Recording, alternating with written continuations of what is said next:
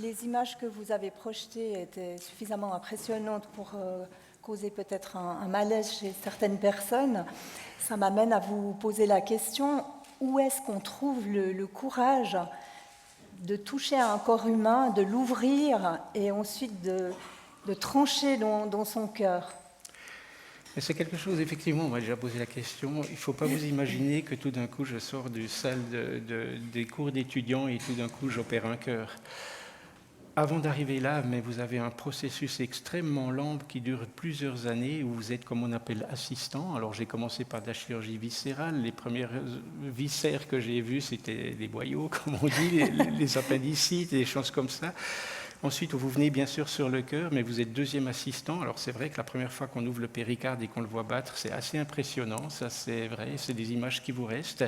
Puis ensuite, vous aspirez un petit peu, vous n'osez pas toucher. Des fois, le chirurgien vous dit, tiens, mets ton doigt, tu verras, il y a un frémissement ici, alors on le met prudemment et tout. Puis progressivement, on apprivoise cet organe. Après, on passe en premier assistant, on nous laisse faire des nœuds, on nous laisse faire un petit peu des sutures et tout. Donc c'est une progression extrêmement presque lente, mais qui est véritablement là. Et puis bien entendu, une fois que vous sautez un peu à l'eau, il y a tout un côté qui a déjà été maîtrisé, qui est déjà apprivoisé. On se souvient quand même de ces premières opérations quand c'est soi-même qui la font, parce que jusque-là, on est assistant, c'est même pas nous qui avons un contact avec le patient ou avec sa famille, c'est le chirurgien, l'opérateur.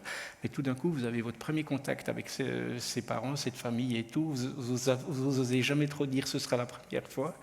Et puis, mais de toute façon, quand vous faites la première fois, ne vous trompez pas. Vous êtes aidé par un senior qui vraiment est là, vous tient quasiment la main. Et je vais vous dire une chose, le chirurgien dangereux, ce n'est pas les 10 premières opérations, parce qu'on est extrêmement concentré, on a et autres. C'est quand on commence de se sentir à l'aise en se disant « mais moi j'y arrive aussi ». Alors ça, c'est la sortie du nid qui est la plus délicate. Et donc, mais ces premières fois, elles vous marquent beaucoup. Alors moi, bien sûr, quand j'ai fermé la première fois une communication à l'intérieur du cœur, c'était ma première opération cardiaque, j'en ai encore un bon souvenir de ça. Ce fameux trou dans le Ouais, cœur le d'un fameux enfant. trou, comme on le dit. Et puis, il y a des opérations, bien sûr, mythiques, comme je les appelle. C'était ma première transplantation, c'était en 92. Là, évidemment, c'est quelque chose aussi de magique, parce que la transplantation, il y a un moment donné, vous n'avez pas toutes les cartes en main. Vous avez bien vu, ici, on peut arrêter le cœur, puis toutes les 20 minutes, moi, je lui redonne du sang oxygéné, donc il n'y a pas d'asphyxie du muscle. C'est comme si vous êtes dans la piscine, vous allez sous l'eau, puis à tout moment, vous reprenez un peu d'air, puis vous repartez comme ça, vous pouvez aller très très loin. Quand vous faites une transplantation, surtout chez les enfants, parce qu'on va les chercher très loin, vous avez peut-être 2 heures de vol. Et pendant ces 2 heures, le sang ne va jamais recevoir à un moment donné, le cœur ne va jamais recevoir du sang oxygéné. Et quand vous le remettez, si vous commencez à dépasser les 3 heures, vous n'êtes jamais sûr qu'il va repartir, parce que les cellules cardiaques aussi, après un certain temps, vont mourir et ne pourront plus se contracter. Et là, quand vous battez contre le chronomètre, quand vous relâchez ce clamp et que vous le regardez partir, il met beaucoup plus de temps des fois.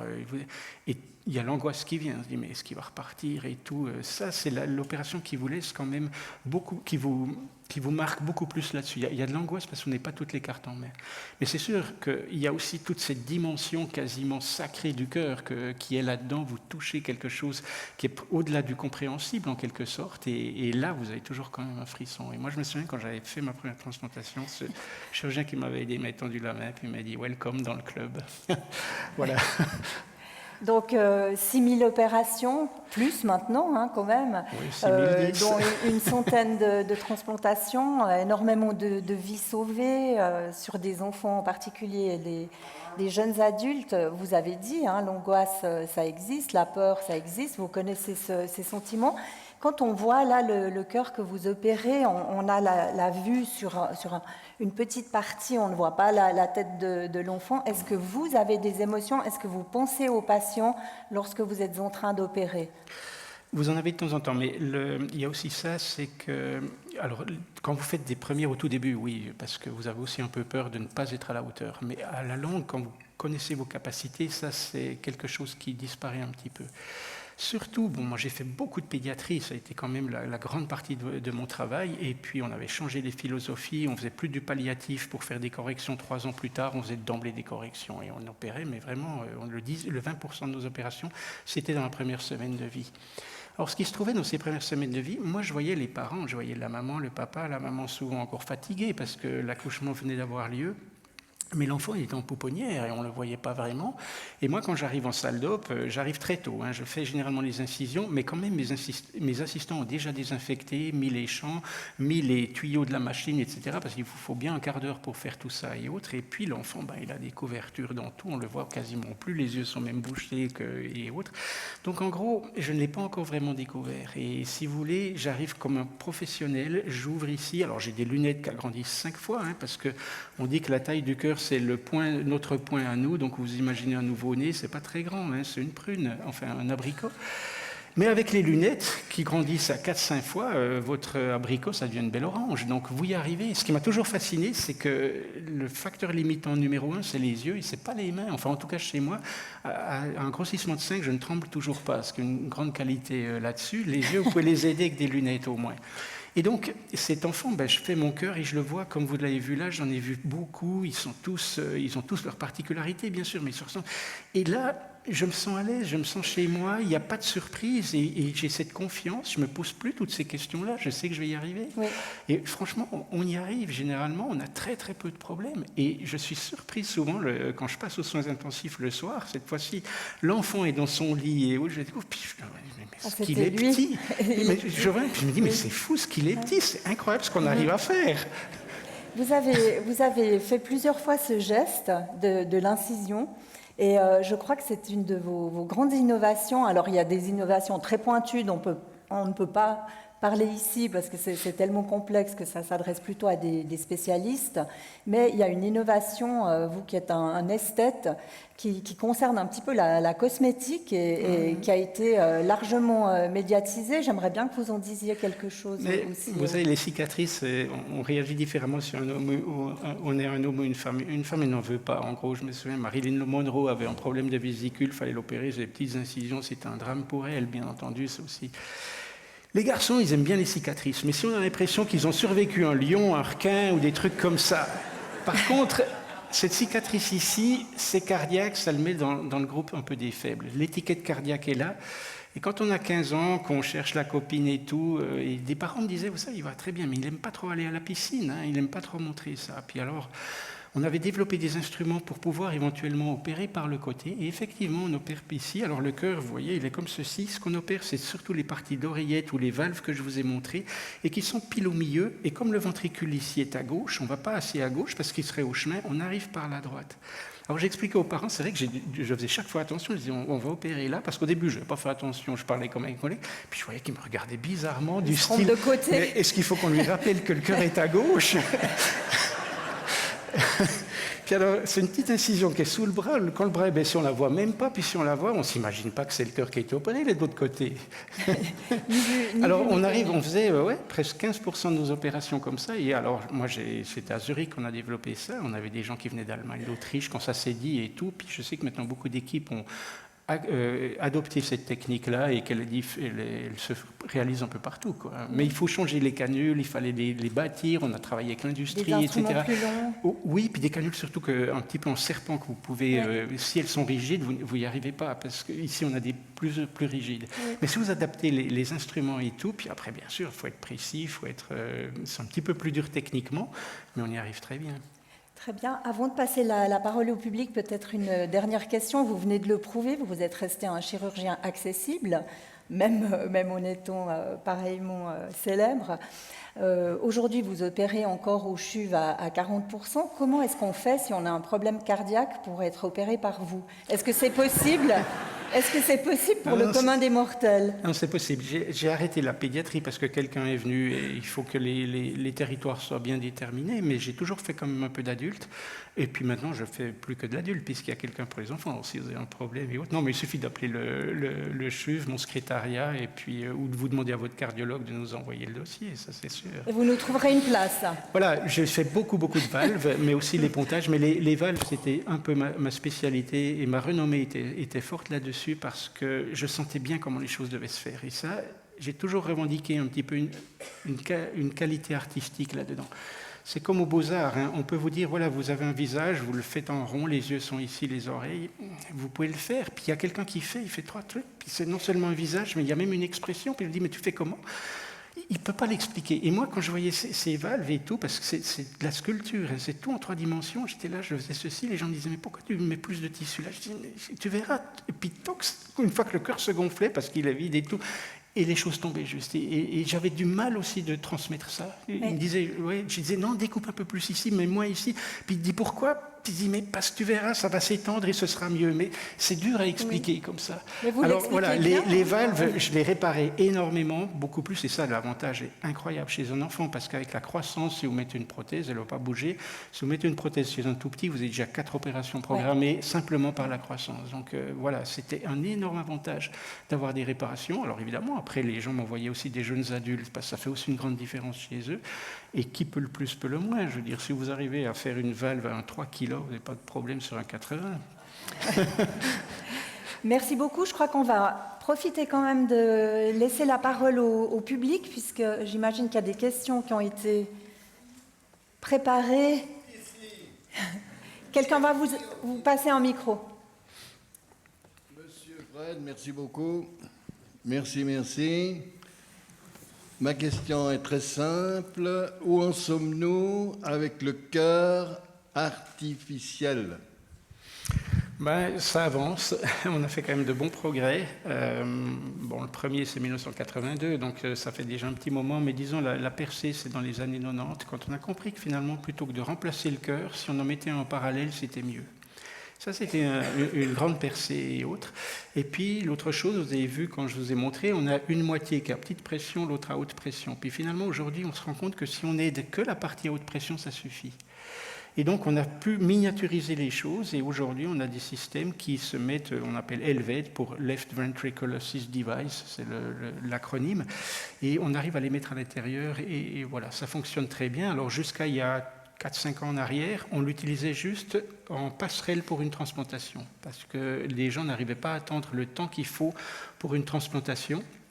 Et puis, comme on n'a toujours pas beaucoup d'organes et tout, il y en a qui ont vécu 2 ans, 3 ans, 5 ans, 7 ans, puis on s'est rendu compte que finalement, ils avaient une assez bonne qualité de vie, en tout cas bien meilleure qu'avant qu'on implante ce cœur artificiel.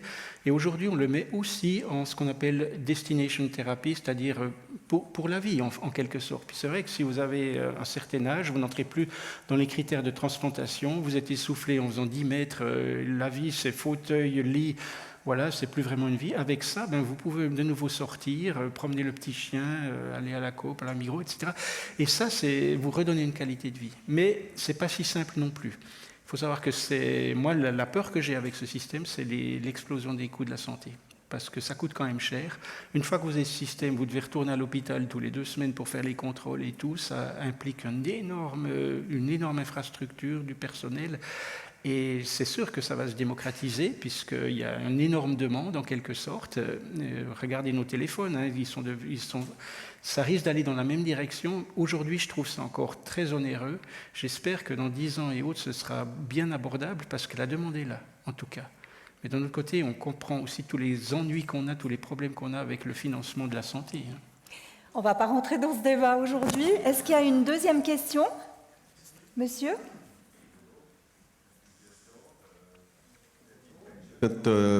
Voilà. Est-il vrai que quand on éternue, le cœur s'arrête une fraction de seconde? Et pourquoi? J'ai pas compris. Est-il vrai que quand on éternue, le cœur s'arrête une fraction de seconde ou 1/10 de seconde? Et si c'est vrai, pourquoi? Ah, ça, je suis pas sûr, mais ce qui se passe quand même, c'est que si par exemple vous bloquez votre cage respiratoire, vous voyez que la fréquence cardiaque diminue. Quand vous reprenez le souffle, si vous le faites très lentement, vous pouvez voir la fréquence augmente et la fréquence diminue.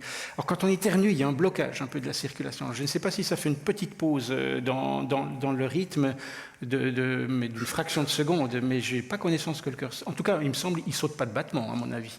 Il y a peut-être un battement qui arrive une fraction de seconde plus tard que l'autre, mais il n'y a pas un battement qui manque. Merci beaucoup. Une troisième question ? Bonjour, merci beaucoup pour cette conférence et pour cet échange. Vous nous parliez avant, dans les cas des transplantations cardiaques, que parfois, lorsque le cœur venait de loin et qu'il n'avait pas été oxygéné pendant un certain temps, vous aviez peur qu'il ne redémarre pas. Est-ce que ça vous est déjà arrivé ou à certains de vos collègues? Et dans ce cas-là, qu'est-ce qui se passe pour le patient? Oui, ça m'est arrivé, bien entendu. Alors, il faut être très patient. Ça, c'est une des premières choses. C'est comme un sportif qui a été trop loin et qui, tout d'un coup, a des crampes dans tous les coins et vous ne pouvez pas le faire repartir, même pas se mettre debout. Alors, on a cette fameuse machine, vous pouvez la faire tourner, mais plusieurs heures, 12 heures, 15 heures et maintenant même quelques jours. Alors de temps en temps, on laisse la machine tourner quelques jours en espérant que dans ces jours-là, le cœur, le muscle, c'est comme le muscle sportif, va récupérer, enlever tout son acide lactique, etc. et finalement commencer à battre. Et généralement, les choses se passent comme ça pour la moitié des patients. On a un 50-50 environ. Et on attend généralement 2-3 jours avant d'arrêter la machine. Alors ils vont aux soins intensifs, le sternum est encore un peu ouvert, les canules sortent comme ça, mais bien sûr il y a un pansement stérile qui est quand même là-dessus. Et puis après 2 jours, généralement on réduit la machine, puis on regarde le cœur, comment il fait. Il bat, mais il n'a plus la force. Et une récupération. Puis quand la récupération ne se fait pas, ben vous n'avez qu'une solution, c'est de mettre un cœur artificiel comme je l'ai montré, et puis de refaire une transplantation, de relancer une transplantation. Mais ce n'est pas toujours possible non plus, parce qu'il y a des problèmes d'infection qui peuvent apparaître. Et moi, j'ai perdu un enfant comme ça, le cœur n'est jamais reparti. On a mis cette machine 7 jours, et il n'est pas reparti, les poumons se sont infectés, et on ne pouvait plus l'utiliser, on ne pouvait plus faire une demande pour un autre cœur. Ça m'est arrivé une fois. Mais habituellement, on est arrivé à ça. Mais encore une fois, si vous êtes dans les 3 heures, généralement, ça repart. Mais c'est vite atteint, 3 heures. Hein. Merci beaucoup. Je crois qu'on a encore le temps pour 2 questions. Une jeune personne. Est-ce que ça dure combien de temps une opération du cœur? Oh, ça dépend laquelle. Hein. D'habitude, disons, ce que j'ai montré là, c'est 3 heures. Peau à peau, comme on dit, c'est-à-dire de l'incision à la fermeture de la peau. Le temps critique, il est plus court quand même. L'arrêt cardiaque ici, c'est à peu près 50 minutes. On met une machine 10 minutes avant, encore 20 minutes après, parce que quand on a arrêté un cœur, on lui donne souvent, moi j'aime bien lui donner 10 minutes. Encore une fois, c'est le sportif que je mets au repos, il bat, mais il est vide, donc il n'a pas un travail véritablement. Moi j'aime bien lui donner 10 minutes avant de le remplir et de le faire vraiment travailler. Est-ce qu'il y a peut-être un autre enfant ou une jeune personne qui souhaite s'exprimer, vu que les mystères, c'est aussi et surtout pour les familles? Oui, ici une fillette. Là. Bonjour. Bonjour. Combien de temps d'études vous avez fait pour atteindre à ce niveau? Alors, j'ai fait une maturité, c'était 3 ans. 6 ans l'école de médecine, et puis après, la chirurgie, ça prend du temps. Pour être chirurgien cardiaque, il faut, moi je pense, une 15aine d'années, mais vous travaillez déjà, vous commencez votre travail bien avant les fameux 15 ans, vous faites déjà pas mal d'opérations, mais pour être au point en se disant, voilà, je domine le sujet, à peu près, je peux à peu près tout faire sans aide, sans et autres, il faut en tout cas 10 ans, voire 15. 10 ans après le diplôme de médecin? Ouais. Oh, ouais. Oui, alors les chirurgiens cardiaques, avant 35... Moi, j'ai eu la chance. Hein. J'étais parti à New York et là, c'était un système extrêmement... Et puis en plus, quand j'étais revenu, le fait de dire j'étais à New York, tout le monde me disait comme si je savais tout faire. Vite. Non, mais c'est vrai, je me souviens... Je devais rendre un tout petit peu de chirurgie viscérale. Alors, j'avais fait de la chirurgie viscérale là-bas et puis j'appelais les chefs de clinique. Je disais, bon, écoute, il y a quelqu'un, une perforation d'ulcère, là, je vais le prendre. S'il y a un problème, je t'appelle. Maintenant, j'ai déjà fait, ouais, j'en ai fait quelques-uns à New York. Ah bon, alors vas-y. J'aurais dit, j'en ai fait quelques-uns à Bumplitz. On m'aurait dit, mais ils savent opérer à Bumplitz.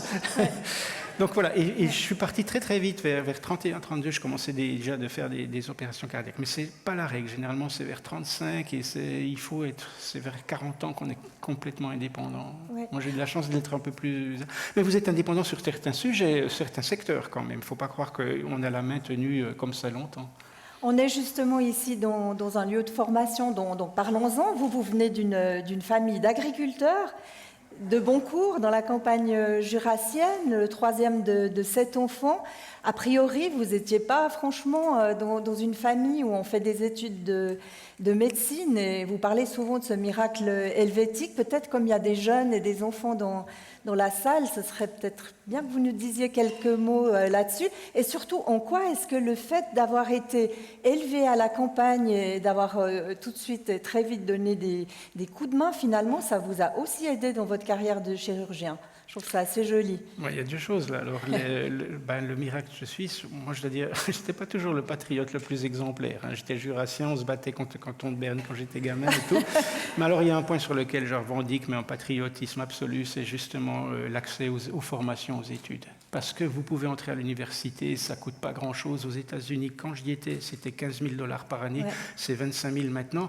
Jamais personne, même intelligent, ne peut être sûr de réussir ses études là ou d'autres. Et vous ne prenez pas le risque de mettre 7 fois 25 000 francs dans des études où vous n'êtes pas sûr d'arriver. Et ça, c'est réservé à une sorte d'élite ou de happy fews. Et en Suisse, on n'a pas ce problème. Franchement, nous, on est une grande famille, mes parents et tout. Moi, j'arrivais, j'étais concierge pour faire un peu d'argent à Genève. Les loyers étaient encore bas à l'époque, etc. J'arrivais à m'en sortir comme ça, avec le football et autres. J'aurais jamais pu le faire ailleurs. Et ça, je trouve que c'est le beau côté de notre démocratie, c'est qu'il y a quand même des différences, bien entendu, mais elles sont tellement plus faibles que partout ailleurs. Oui. Ça, c'est vrai. Et vous disiez que... Puis alors après, mon enfance, depuis tout petit, on s'est mis au travail. C'est vrai qu'il fallait aussi le faire pour que la maison tourne. Réparer le tracteur. Réparer les machines, des choses comme ça. Alors, les clés de 14, tout ça, on les manipulait et autres. Et je pense que ça m'a aussi pas mal délié les mains, les bras et tout. Peut-être aussi une certaine inventivité, parce qu'on m'a toujours... admiré pour ça, d'avoir des solutions un peu originales et élégantes. Et puis, puis surtout aussi, ce travail qui devait être fait. Je me souviens, l'amour du travail bien fait aussi. Il y a ce fatalisme aussi un peu chez les agriculteurs. En fait, une bonne année, elle est réglée par la météo. C'est vite vu. Si vous avez une bonne météo, ça joue, vous avez vos récoltes. Si elle n'est pas bonne, etc. Et jamais rien n'est acquis. Même si ça paraît bien, vous devez tenir le truc jusqu'au bout. Et le travail doit être fait jusqu'au bout. Je vous remercie infiniment. Je crois qu'on arrive au bout de notre temps. Encore 40 secondes, mais non, 43 secondes de trop. 43 secondes, si vous souhaitez les utiliser, allez-y, je me rassois volontiers. Non, merci beaucoup.